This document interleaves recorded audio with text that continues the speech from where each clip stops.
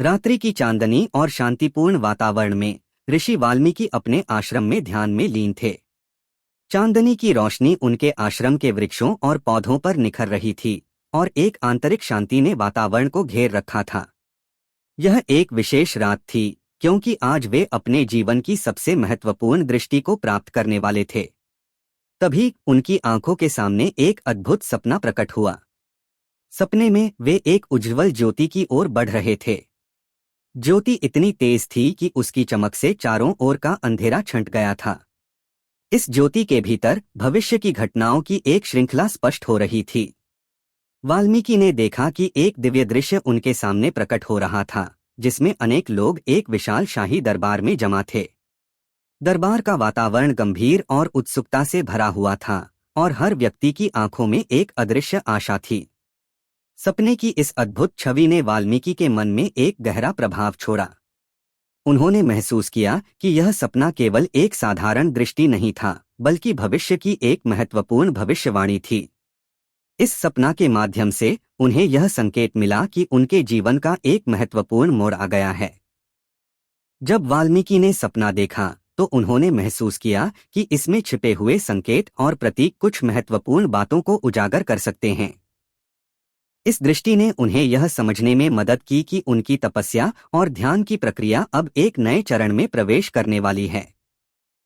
वाल्मीकि ने तय किया कि वे इस रहस्यमय दृष्टि को पूरी तरह से समझने के लिए ध्यान और तपस्या के मार्ग पर आगे बढ़ेंगे।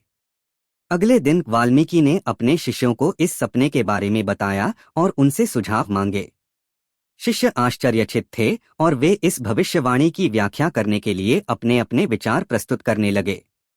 एक शिष्य ने सुझाव दिया कि यह सपना किसी महान योद्धा या राजा के बारे में हो सकता है जो भविष्य में एक महत्वपूर्ण भूमिका निभाएगा। वहीं दूसरे शिष्य ने माना कि यह सपना एक धर्म ग्रंथ या महान कथा के बारे में हो सकता है जो मानवता के लिए मार्गदर्शक बनेगा। वाल्मीकि ने इस सपने के संकेतों को समझने के लिए ग्रंथों और पुरानी कथाओं का अध्ययन करने का निर्णय लिया। उन्होंने पुराने शास्त्रों को ध्यानपूर्वक पढ़ा और उनकी कथाओं की गहराई में प्रवेश करने की कोशिश की। इस शोध के दौरान उन्होंने महसूस किया कि इस भविष्यवाणी की सच्चाई को जानने के लिए उन्हें गहन तपस्या और ध्यान की आवश्यकता होगी। वाल्मीकि ने एकांत में ध्यान और तपस्या की प्रक्रिया को अपनाया। उन्होंने अपने भीतर गहराई से प्रवेश करने और आत्मा की सूक्ष्मता को समझने के लिए कठिन साधना की। उनकी तपस्या और ध्यान ने उन्हें भविष्यवाणी के संकेतों को समझने की दिशा में एक नई दृष्टि प्रदान की। वे जानते थे कि इस यात्रा में उन्हें कई चुनौतियों का सामना करना पड़ सकता है, लेकिन वे दृढ़ निश्चय के साथ अपने लक्ष्य की ओर बढ़ने के लिए तैयार थे। यह सपना वाल्मीकि के जीवन की दिशा को बदलने वाला था। उन्होंने अपने जीवन के इस नए अध्याय की शुरुआत की और इस रहस्यमय दृष्टि के पीछे छिपे रहस्यों को जानने की यात्रा पर निकल पड़े। यह यात्रा न केवल उनके व्यक्तिगत जीवन की बल्कि समाज की दिशा को भी प्रभावित करने वाली थी। वाल्मीकि के सामने भविष्यवाणी के संकेतों को समझने का महत्वपूर्ण कार्य था। उन्होंने अपने ध्यान और तपस्या की प्रक्रिया को गहनता से जारी रखा ताकि वे भविष्यवाणी के सच्चे अर्थ को जान सकें। इस खोज के दौरान उन्होंने महसूस किया कि यह सपना एक महत्वपूर्ण कार्य की ओर इशारा कर रहा है जो केवल उनकी व्यक्तिगत यात्रा की नहीं बल्कि पूरे मानवता के लिए महत्वपूर्ण होगा। वाल्मीकि ने अपने शिष्यों से विचार विमर्श किया और उनके सुझावों को सुना। शिष्य अलग अलग दृष्टिकोण प्रस्तुत कर रहे थे, लेकिन वाल्मीकि ने देखा कि सभी सुझावों में एक सामान्य धारा थी। भविष्यवाणी का संबंध एक महान योद्धा या धर्मग्रंथ से हो सकता है। उन्होंने इस विचार को गहराई से समझने के लिए और अधिक शोध करने का निर्णय लिया। वाल्मीकि ने पुरानी कथाओं, ग्रंथों और धार्मिक ग्रंथों का अध्ययन किया। उन्होंने देखा कि इन ग्रंथों में बहुत से संकेत मिलते हैं जो भविष्यवाणी से संबंधित हो सकते हैं। उन्होंने पौराणिक कथाओं का अध्ययन किया और पाया कि उनमें से कई कथाएं महान व्यक्तित्वों और उनके कार्यों के बारे में थीं। उनकी खोज में वाल्मीकि ने एक बात स्पष्ट की कि यह भविष्यवाणी किसी विशेष योद्धा के बारे में हो सकती है जो धर्म और न्याय की अवधारणा को प्रस्तुत करेगा। इस योद्धा की पहचान और उसकी विशेषताओं को जानने के लिए उन्होंने विभिन्न नगरों और गांवों की यात्रा की। उन्होंने लोगों से कथाएं सुनी और उनके अनुभवों को सुना।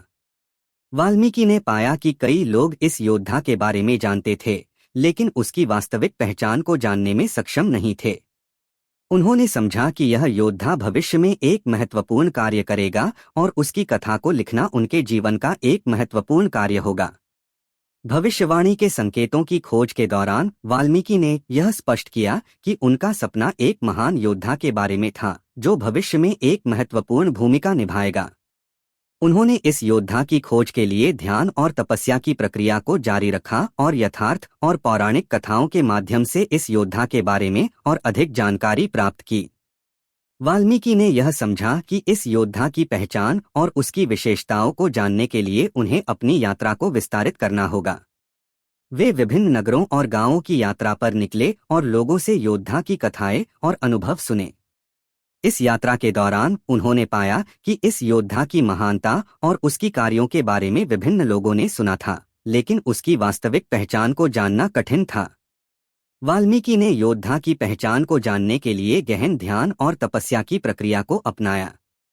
उन्होंने अपने मन को एकाग्र किया और ध्यान की गहराई में प्रवेश किया।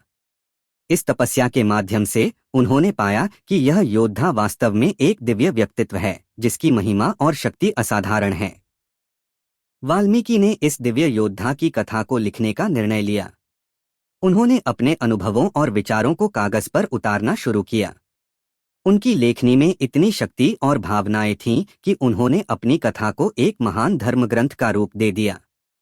यह ग्रंथ मानवता के लिए मार्गदर्शन और प्रेरणा का स्रोत बन गया। वाल्मीकि की कथा ने समाज में एक नई ऊर्जा और प्रेरणा का संचार किया। उनकी कथा को पढ़ने और सुनने के बाद लोगों ने महसूस किया कि इस योद्धा की महिमा और उसकी कार्यों ने उन्हें एक नई दिशा प्रदान की है। इस कथा ने समाज के विभिन्न वर्गों को जोड़ने और उन्हें एक नई सोच देने में महत्वपूर्ण भूमिका निभाई।